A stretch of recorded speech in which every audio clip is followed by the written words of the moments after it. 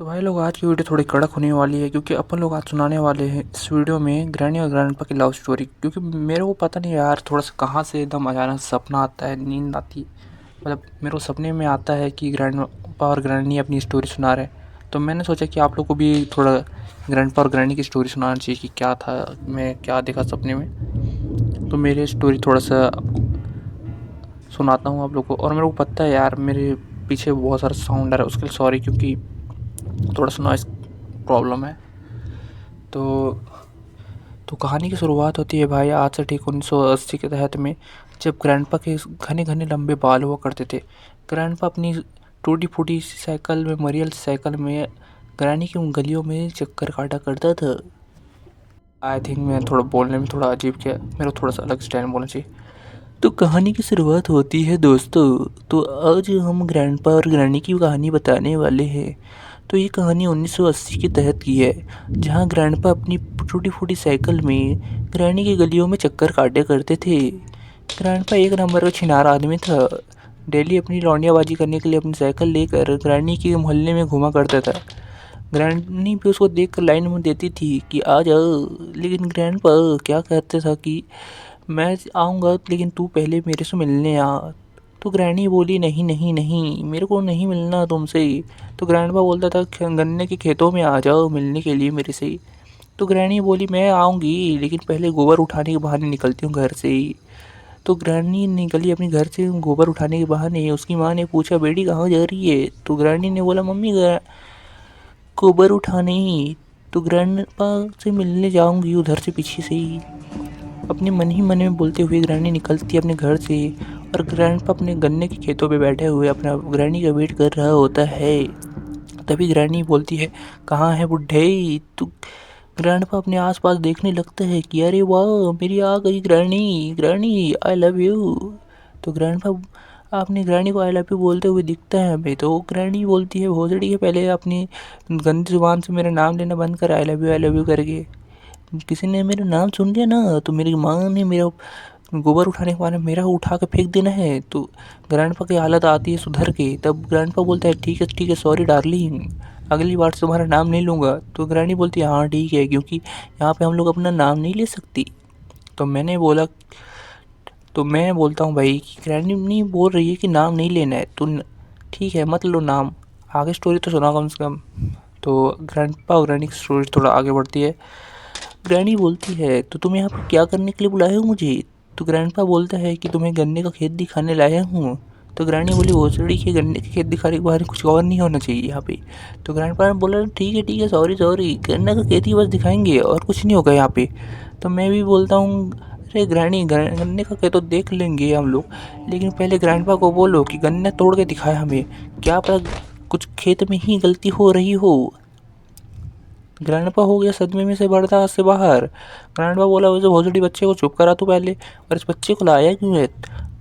मैं सुन के ही हक्का बक्का हो गया दोस्तों।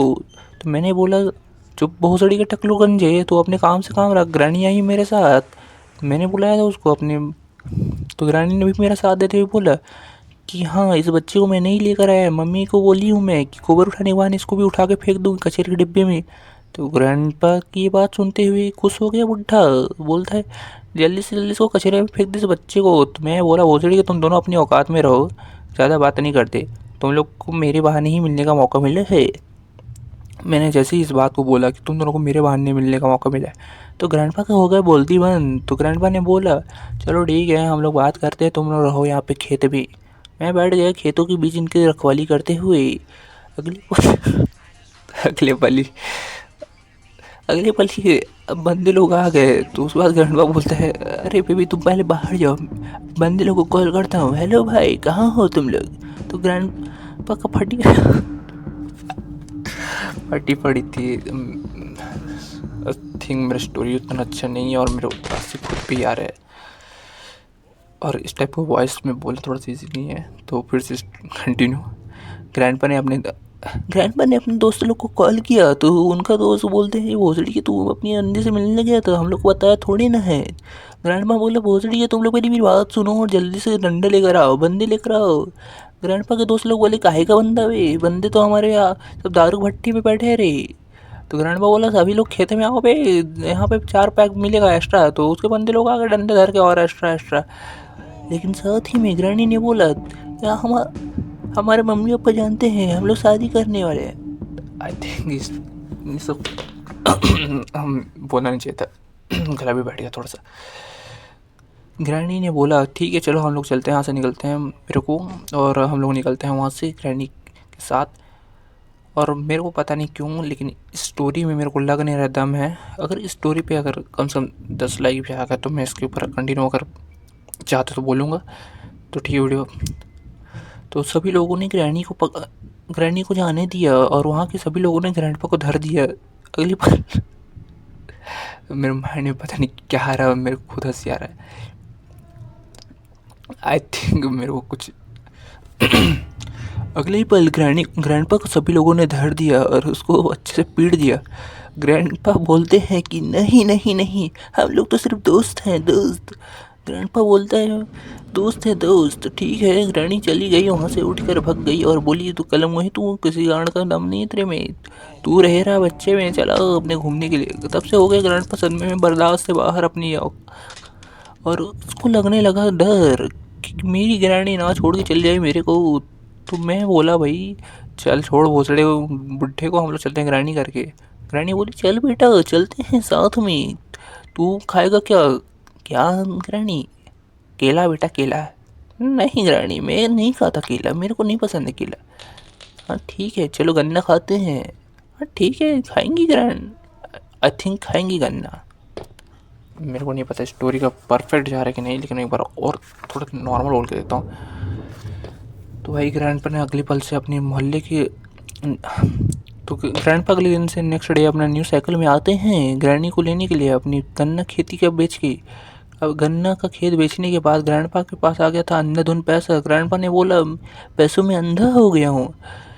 पैसों में अंधा होने के बाद ग्रैंडपा आ गए अपने ब्रांड न्यू साइकिल में जिसका नाम था R1 साइकिल में घूमते घूमते ग्रैंडपा बजाने लगे उसका पीप पीप, ताकि ग्रैनी आए बाहर। अपना ट्रिंग ट्रिंग का घंटी बजाते हुए ग्रैंडपा को लगता था कि वो चला रहे फरफट्टी, लेकिन फटी पड़ी में डर था उनको, क्योंकि ग्रैनी के घर वाले थे सख्त, उसको था डर ग्रैनी के घर वाले ना निकल जाए पहले से बाहर। लेकिन ग्रैंडपा था एक नंबर का छिनरा, उसको था डर। बी केयरफुल और स्टोरी पे ध्यान दे।